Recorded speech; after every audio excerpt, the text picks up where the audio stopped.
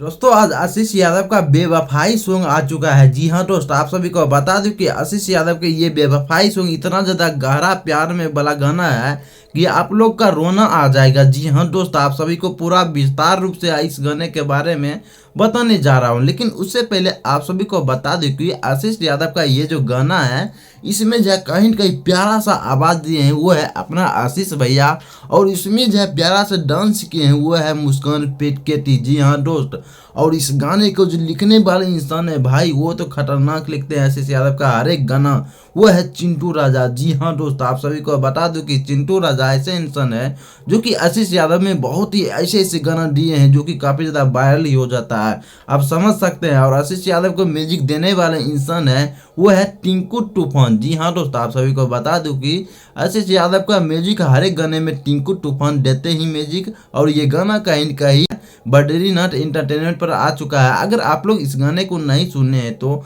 आप लोग जल्दी से जाइए बद्रीनाथ इंटरटेनमेंट पर और इस गाने को ढेर सारा प्यार दीजिए।